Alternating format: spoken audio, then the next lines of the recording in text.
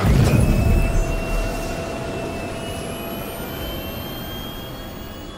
systems online. Salut à tous, c'est Schneider avec une angine et on se retrouve pour un récap de la semaine sur Star Citizen. Première question du Calling All Devs pour Eddie Hilditch, comment il prévoit de faire la Terre sachant que les planètes ne seront pas à taille réelle? Pour faire simple, ils savent pas, que ce soit la faune, la flore ou les biomes, ils ont vraiment pas assez d'éléments déjà créés pour savoir comment ils vont s'y prendre, donc ils auront pas de réponse à donner avant quelques années. Deuxième question pour Jace Jacivius, quels sont leurs plans concernant des armes non létales? Pour l'instant, ils ont des idées mais rien d'engagé. Dans un premier temps, les armes non létales viseront à perturber le fonctionnement des équipements du joueur visé, comme des grenades EMP ou des canons à distorsion. Et bien plus tard, quand ils développeront le gameplay de chasseurs de primes, ils partiront probablement sur des tasers ou des fusils tranquillisants. Troisième question, est-ce qu'ils prévoient des solutions pour s'orienter sur les planètes? Ils savent que ça sera nécessaire tant elles sont gigantesques, mais par contre, ils ont à peine abordé le sujet car pour l'instant, leur priorité est plutôt d'améliorer tout le gameplay en FPS. Donc ils ont quelques idées sur ce qu'ils pourraient faire au niveau du Mobiglass et de l'affichage tête haute, mais rien n'est décidé. Enfin, dernière question pour John Crew, quelles seront les possibilités en termes de personnalisation pour l'intérieur de nos vaisseaux? Il sera possible de nettoyer le vaisseau ou le laisser se salir et ça n'aura aucun impact sur l'usure des composants. Dans certains vaisseaux, on pourra choisir des sets de meubles particuliers ou tout simplement l'apparence des lits. On pourra aussi basculer l'éclairage selon plusieurs modes prédéfinis et pour finir, on ne pourra peut-être pas personnaliser les couleurs à l'intérieur des vaisseaux pour des raisons techniques, mais il ne l'exclut pas complètement.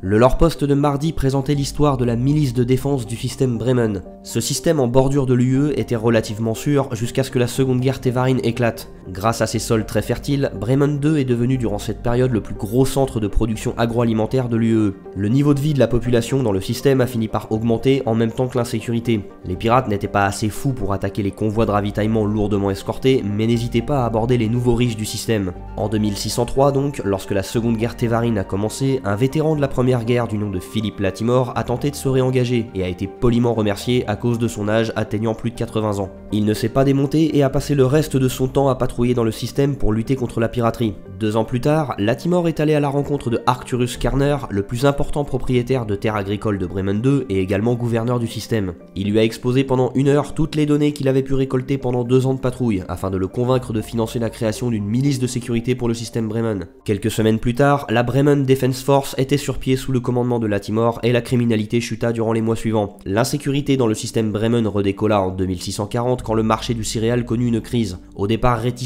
à l'idée de réinvestir de l'argent dans la milice de Bremen, la population fut convaincue de le faire quand l'advocacy rehaussa le niveau de danger du système et quand Latimore se déclara publiquement en faveur de l'initiative. Donc s'il avait plus de 80 ans en 2603, ça veut dire qu'il avait plus de 120 ans en 2640. Enfin, quelques décennies plus tard, lorsque les messeurs étaient de moins en moins populaires, la milice de Bremen affirma publiquement sa volonté de ne pas se préoccuper de politique, mais le relent anti-messeur était devenu tellement fort que les dirigeants de la milice fermaient les yeux sur tout un tas d'activités illégales de la part des résistants qui circulaient entre Bremen, Nyx et l'espace Chiad. Mercredi, CIG a publié ses réponses aux questions des backers sur le Mercury de Crusader. Il sera seulement capable d'intercepter des communications à courte distance, en aucun cas concurrencer le Terrapin sur ses capacités de scan à longue portée. Mais en revanche, il aura une capacité de cargo contrairement au Terrapin. La vitesse du Mercury est indiquée sur le site de CIG comme étant à peu près entre celle du Freelancer et du Cutlass, mais ça sera sûrement changé au cours de sa production. Le Mercury ne devrait pas entrer en production avant un moment, en tout cas pas avant le Starliner et le Hercule du même constructeur, qui serviront à concrétiser le design de Crusader Industries. Ils n'ont pas encore défini à travers quel point de saut les vaisseaux pourront passer, mais ils estiment que le Mercury sera dans la même catégorie que le Freelancer. Le vaisseau aura seulement 3 lits pour 5 postes, un poste de pilote, de copilote, d'opérateur de scanner et 2 tourelles. C'est volontaire car ils veulent que les joueurs aient à changer de rôle en fonction des situations et parce qu'ils veulent garder le vaisseau le plus compact possible. Un exemple d'utilisation légale du Mercury serait de scanner par exemple un champ d'astéroïdes ou de trouver et scanner le vaisseau d'un PNJ ou d'un joueur. Une utilisation illégale du Mercury consisterait plutôt à intercepter des communications entre 2 vaisseaux ou aborder un vaisseau pour lui voler ses informations. Le Mercury aura un salon, une cuisine, une salle de bain partagée pour tout l'équipage, mais les casiers de rangement des combinaisons et des armes seront individuels. Enfin, il n'y aura pas de SAS, donc en cas de sortie extravéhiculaire, il faudra dépressuriser toute la soute. Jeudi, l'émission Around the Verse nous présentait les derniers progrès de la mise à jour 3.3 et on a commencé par voir le minage d'astéroïdes dans l'espace. Les processus de forage et d'extraction se passeront de la même façon qu'à la surface des astres. Les principales différences, c'est que les astéroïdes pouvant être minés seront plus difficiles à trouver et que s'ils explosent de façon un peu trop violente, les débris dériveront quelques dizaines de secondes dans l'espace et la récupération de minerais sera beaucoup moins facile. Lorsqu'ils ont travaillé sur le biome de désert acide, ils ont dû créer de nouveaux styles de rochers visuellement adaptés à cet environnement et ils en ont profité pour améliorer leur processus de création. Ensuite, l'équipe audio nous a présenté leur travail sur ce qu'on appelle l'effet cocktail party, c'est-à-dire la capacité à concentrer son attention sur la parole de quelqu'un au milieu d'une ambiance bruyante. Concrètement, si vous entrez dans le bar de Levski en étant assoiffé, la concentration de votre personnage sera orientée sur le barman et vous l'entendrez à plus haut volume que Miles Eckhart ou que la musique. Inversement, si vous êtes là pour rendre une mission, c'est Eckhart que vous entendrez mieux. L'équipe en charge de l'intelligence artificielle nous a montré cette semaine le prototype d'atterrissage et décollage des vaisseaux sur l'astroport de Lorville. Toutes ces courbes représentent des trajectoires depuis l'orbite, et grâce à des points placés sur ces courbes, ils peuvent définir l'orientation du vaisseau au fur et à mesure de sa progression. Enfin, le travail continue sur le comportement des PNJ en combat au sol, avec les comportements de course en virage, de patrouille, de réaction lors des tirs et de recherche.